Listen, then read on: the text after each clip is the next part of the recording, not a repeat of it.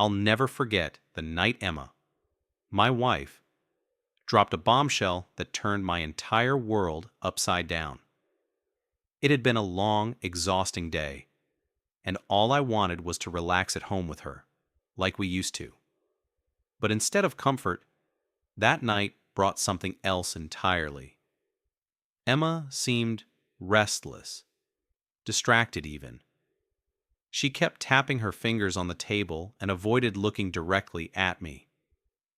I couldn't take the tension anymore, so I asked, "Emma, is everything okay?" She took a deep breath, like she was bracing herself for something difficult, and said, "James, there's something I need to talk to you about. About us." Those words sent a cold shiver down my spine. Whenever someone starts a conversation with that, it's rarely good news. "What do you mean?" I asked cautiously, my voice steady but my heart racing. Emma stayed silent for a moment, then finally said, "I've been thinking maybe we should try something new in our marriage. How do you feel about an open relationship?" I froze. I thought I misheard her at first. "An open relationship?" I repeated, the words tasting bitter as they left my mouth. She nodded quickly, as if trying to justify herself. "It's not what you're thinking, James. I just feel like we've been stuck in the same routine for so long. I want us to spice things up, try something different. It could bring us closer." I stared at her, trying to process what she was saying. "Emma," I said softly, "is this really what you want? Because this doesn't feel right to me." She reached out and held my hand, smiling in a way that almost seemed desperate. "James, I'm just saying we could explore this together. We'll set boundaries. Only if you're comfortable, of course." Despite her reassurances, something about her words didn't sit right with me. But I didn't want to seem unreasonable, so I reluctantly nodded. "If this is what you really want, Emma, I'll think about it." She looked relieved, even happy, but deep down I felt something break inside me. I knew there was more to this than she was letting on, and from that moment, I decided to watch her, closely and silently. Emma and I had the kind of storybook romance that people envy. We met during our college days at a small coffee shop. She was sitting by the window, sketching something in her notebook, and I, being my usual clumsy self, accidentally spilled my coffee on her table. At first, she looked furious, but when I nervously offered to buy her a new drink, she smiled. That smile was the beginning of everything. I was an aspiring architect, and she was an artist with a creative mind that fascinated me. We bonded over our dreams, late-night conversations, and a shared love for exploring the world. After college, we both worked hard to build our careers. A few years later, I proposed, and we got married in a beautiful ceremony surrounded by friends and family. Our marriage felt perfect. I designed a home that had everything we could ever want: her own art studio, my office, and plenty of space to grow together. We spent our weekends hosting dinner parties, traveling, and planning our future. But over time, small cracks began to appear. Emma started acting differently, distant, preoccupied. She was glued to her phone more often than not, keeping it close like it held some big secret. I brushed it off at first, thinking it was just work stress or my own insecurities. But the signs were there. She became more guarded, and her attention toward me seemed forced, as if she was trying too hard to mask something. And though I didn't want to believe it at the time, my instincts were already screaming that something wasn't right. As days turned into weeks, Emma's behavior only became more suspicious. She started coming home later than usual, claiming she had extra meetings at work or was catching up with some old friends. But the excuses didn't add up. Her phone, which she used to leave lying around, was now glued to her side, always on silent, always face down. I didn't want to jump to conclusions, so I tried to give her the benefit of the doubt. But then there were the small, unsettling changes. She would dress up more often, even for mundane errands, wearing the perfume she usually reserved for special occasions. When I casually asked her who she was meeting, she would laugh nervously and brush it off with a vague answer like, "Oh, just the girls." One evening she claimed she was going out with friends again. But this time, I noticed something that made my stomach churn. She spent almost an hour getting ready, checking herself in the mirror repeatedly, and texting someone with a smile that wasn't meant for me. "Who are you texting?" I asked casually, trying to sound indifferent. She paused for a fraction of a second before replying, "Just Sarah. We're figuring out where to meet." But something in her tone told me she wasn't being honest. And I hated the feeling that my own wife was lying to my face. That night, when she left, I decided to follow her. I wasn't proud of it, but I needed answers. Keeping a safe distance, I tailed her car as she drove across town. Eventually, she pulled into the parking lot of a cozy little restaurant.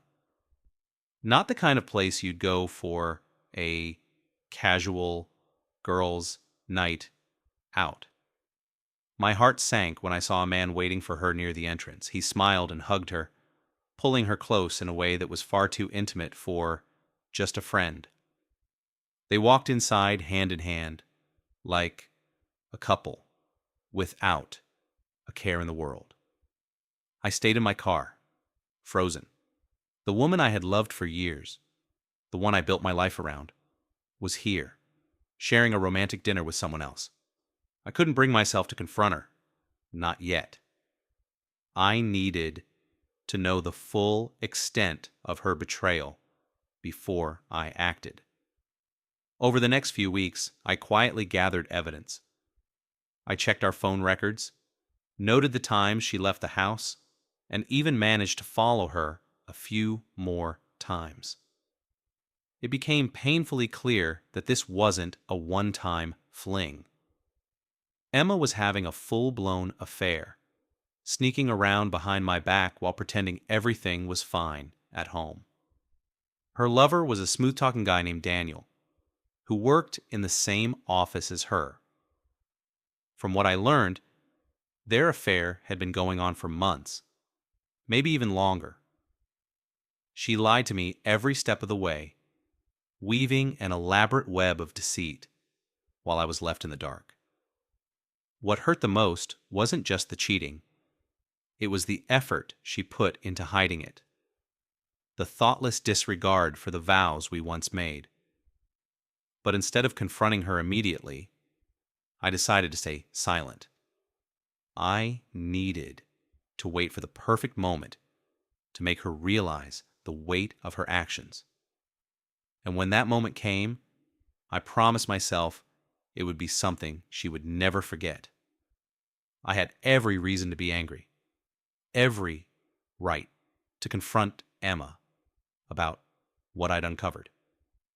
But there was something inside me, some twisted sense of control, telling me to hold back, to wait. I didn't want to let her off easy. She thought she could get away with her lies and deceit, but she had no idea that I was watching her every move. She continued her routine, leaving for her meetings and hangouts with friends. But every time she was gone, I was there, observing from the shadows. I'd check her phone when she wasn't around, sift through her messages and call logs, always with that gnawing sense that something was wrong. The more I looked, the more the puzzle pieces fell into place. One day, while she was in the shower, I found a text from Daniel on her phone. A simple message that read, "Can't wait to see you tonight. The hotel at 8?" The thrill of betrayal surged through me, but I forced myself to stay calm. I could confront her right then and there, but no, I wanted to be smarter than that. Instead, I quietly deleted the message, then took a screenshot of it. I needed proof that wasn't just circumstantial. I knew that once I pulled the trigger, there would be no going back. But in the meantime, I was playing a dangerous game of cat and mouse. Emma had no clue what was coming. I knew she'd be home late tonight. She had made plans to meet Daniel again. And this time, I was going to make sure I saw everything.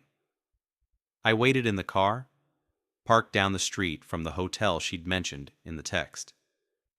I watched her walk in, her body language open and eager. And there he was, standing at the entrance, waiting for her with a grin that made my blood boil. But I stayed put. This wasn't the moment to strike. Instead, I watched them enter the hotel together, knowing this was the last time she would think she could get away with this. The next day, I made a decision. If Emma thought she could hide her affair, then she was wrong. I would make sure she knew that I knew. And I wasn't going to stand by while she treated me like a fool. That afternoon, Emma came home, a little earlier than usual. She walked through the door with a big smile on her face, like everything was fine. She even kissed me on the cheek, acting as if I hadn't been sitting there, watching her destroy everything we had. I played along, pretending nothing was wrong, as if I hadn't spent the entire day tracking her every move. As she sat down, I casually asked, "So, how was your day? Did you meet up with anyone interesting?" Her eyes flickered for just a moment, too brief for her to hide the guilt. "Oh, nothing out of the ordinary," she replied, her voice a little too forced. "Just work, and then some errands." I could see the lie in her eyes. It was almost laughable how poorly she thought she could cover it up. But instead of confronting her directly, I took a different approach. I leaned in, a wicked smile creeping onto my face. "You know, Emma, I've been thinking about something," I said slowly, my tone laced with sarcasm. "I've been tracking your little errands. I know where you've been, and I know exactly who you've been meeting." Funny how things work out like that, huh? Her face turned pale. She stumbled over her words, her mouth opening and closing like a fish gasping for air.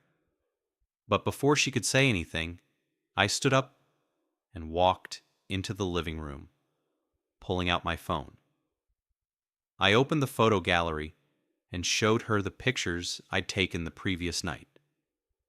Images of her and Daniel entering the hotel, looking every bit the couple she had been pretending not to be. The silence between us was suffocating. Her eyes widened in shock, the color draining from her face. For a moment, she just stared at the pictures, unable to speak. I could see the panic setting in, and that's when I knew I had her. But I wasn't finished yet. The room was thick with tension. Emma stood there, frozen, staring at the pictures on my phone, her face a mixture of horror and disbelief. She had no idea how much I knew, or how long I'd been watching her. All that time, all those lies, and now it was all unraveling right before her eyes. But I wasn't about to give her the satisfaction of an emotional breakdown. I wasn't angry. Not yet. No. This wasn't about rage. It was about control. I knew how to play this game. And now I was calling the shots. I leaned back casually, my voice dripping with cold sarcasm. You know, I've always wondered how long it would take for you to slip up, Emma. But hey, you really outdid yourself this time. I smirked, letting the silence stretch before I added, and to think, all this time, you thought I was too oblivious to notice. She stammered, her mouth opening and closing, trying to find the words. I can explain, she finally muttered, but her voice lacked the conviction she'd once had. Explain? I raised an eyebrow, amused. I don't think there's anything left to explain. You've already shown me exactly who you are, and what you've been doing behind my back. I could see her shaking, her composure slipping as the realization sank in. She knew it was over, but I wasn't done. I leaned forward, the phone still in my hand. Here's the thing, Emma. You might think you're in control, but this is my game now. You've crossed a line, and you have no idea what I've got planned next. With that, I hit send on a message, the words dripping with a venomous kind of satisfaction. It was the message I'd been waiting to send all along, the one that would leave her rattled, on edge, and wondering what I'd do next. Enjoy your time with Daniel tonight, sweetheart. Just remember, you're not as clever as you think you are. Emma's face twisted in confusion and fear as the message popped up on her phone. I watched her, feeling a cold sense of satisfaction as she read the words. The color drained from her face, her eyes scanning the message over and over, as if expecting it to disappear. She scrambled for words, but none came. She dropped her phone onto the couch, her hands shaking uncontrollably. What is this? How did you... I stood up, ignoring her frantic questioning. I wasn't interested in her explanations anymore. Pack your things, I said calmly. You're leaving. What? What do you mean? I don't understand. She was panicked now, genuinely frightened for the first time. You don't need to understand, Emma, I replied coldly. You've made your choice. Now it's time for me to make mine. I didn't give her the opportunity to say anything else. I walked into the living room and picked up her things, throwing them into the hallway. It felt almost satisfying to see her reaction, to witness her unraveling in front of me. But I had something far worse in mind than just kicking her out. As Emma scrambled to pack her things, she kept asking what I was going to do. But she didn't understand the gravity of what was happening. Her world was falling apart, and all she could do was cling to the hope that I'd let her off easy. But she had no idea that I was just getting started. The truth revealed. By the time Emma had finished packing, I was already several steps ahead. I didn't just want her to leave. I wanted to expose her. I wanted everyone to know exactly who she was. The lies she told me, the secrets she kept, and the affair she had so confidently believed I wouldn't uncover. I'd already planned it all. I had a list of people to contact. Friends, family, anyone who needed to know the truth. Emma's reputation was about to be shattered. I wasn't just going to walk away from this quietly. She had chosen her lover over me, so now I was going to make sure she lost everything. I left her a note on the kitchen counter. It was simple, but it said everything. I'm done. I've had enough of your lies and your betrayal. You don't deserve me. But don't worry, the truth is coming. Everyone will know who you really are. I knew it wouldn't be long before she'd come to her senses. Or At least, try to. But by then, it was too late. I reached out to a few of our mutual friends, sharing what I knew. I wasn't trying to ruin her, but I wasn't about to let her walk away scot-free. She had played me for a fool long enough, and now it was time for her to face the consequences. Emma had never known a life without me, without our home, our friends, the facade of the perfect couple. But in a matter of days, everything she'd built, everything she had taken for granted, was slipping away. I didn't take pleasure in watching her suffer, at least not at first. But the more I saw her panic, the more I realized how deeply she'd underestimated me. She thought she could betray me without consequences, that I'd be her silent, compliant husband while she lived a double life. Now, as her affair came to light, the reality hit her hard. Her first call was to Daniel, her lover. But it wasn't the comforting chat she had hoped for. The same man who had once whispered sweet promises in her ear now distanced himself.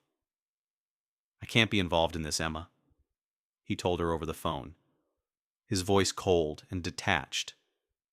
"You've made your choices, and now you have to deal with the fallout." Her breath hitched as she hung up, and I could almost feel the weight of her realization. She was alone. Not only had she lost me, but her affair partner was bailing on her too. But the isolation was just the beginning. Word spread like wildfire. Our friends, family, even people we hadn't spoken to in years, knew about her affair now. They knew she had betrayed the man who had given her everything, all for the thrill of something new, something forbidden. She received messages, calls, and texts, all of them filled with judgment. She went from being the woman everyone admired to the woman everyone pitied, or worse, resented. I had taken my time, made sure every detail of her betrayal was exposed. I wasn't angry anymore. I was just watching as the world she had built crumbled around her. But it didn't stop there. The shame she felt wasn't just emotional. It was social, physical, and it was eating away at her. People who had once praised her at parties now avoided her in the streets. She'd see them whispering behind her back, pointing fingers. There was no escape from the shame. And as she came to grips with the emptiness of her situation, her finances were in shambles. The bank account we shared was frozen, my name taken off the mortgage. There was no longer a safety net. I'd made sure of that. She tried to pick up the pieces, but everything she reached for slipped through her fingers. Her job, her reputation, everything was falling apart. Even her family, who had once defended her, now saw the cracks in her story. The final blow came when she attempted to reach out to me, hoping for reconciliation. But there was no turning back. I had already moved on. She had burned every bridge, and there was no way to rebuild what she had destroyed. As I walked away, leaving her to face the consequences of her actions, I couldn't help but feel a bitter satisfaction. This was the result of her choices, the culmination of her selfishness. She had wanted to live in a world of lies, but now she was left with nothing but the truth. With Emma's world in pieces, it was time for me to turn the page. I didn't need revenge anymore. Watching her spiral had been enough to give me a sense of closure, but now it was about me. I had spent so many years consumed by her, by the lies, the betrayal, and the pain. But that was all in the past now. I had already packed my things, found a new place, somewhere far from the memories of our life together. As I stepped into my new apartment, The weight of the last few weeks lifted off my shoulders. I wasn't going to look back. I had my freedom, my peace, and my future ahead of me. I threw myself into work, rediscovered old hobbies, and even started going out. Friends I hadn't seen in years. There was a sense of lightness I hadn't felt in a long time. A sense of liberation that came from finally shedding the weight of Emma's betrayal. It wasn't long before I met someone new. Someone who didn't carry the baggage of the past. Someone who saw me for who I truly was, not for what I could provide or the image I portrayed. We didn't rush things, but there was something comforting in knowing that I could open myself up to someone again, without fear of being hurt. I knew there would be people who questioned my actions, but for the first time in a long time, I didn't care. I had reclaimed control over my life, and that was all that mattered. As I walked through the city streets, feeling the warmth of the sun on my face, I couldn't help but think about how far I had come. From the pain, the deception, and the heartbreak, I had risen above it all. And now, I was living a life that was mine, one that no one could take from me. As I sit here, reflecting on everything that's happened, I realize that the story I lived wasn't just about betrayal and revenge. It was about rediscovery and strength. Yes, Emma's affair shattered my world, but in its aftermath, I found the pieces of myself I had lost over the years. In the end, it wasn't about hurting her as much as it was about reclaiming my own peace. I didn't need to destroy her completely. Life had already done that for me. Watching her unravel, seeing her alone, was enough of a reminder of the consequences of her choices. The most powerful part of all of this wasn't the revenge or the justice. It was that I had finally let go. Letting go of the anger, the resentment, and the need for closure. I learned that some things don't need to be fixed. They just need to be left behind. Now I'm in a place where I feel whole again. There's no more room for the past in my life, and I've surrounded myself with people who respect me for who I am, not what I could offer.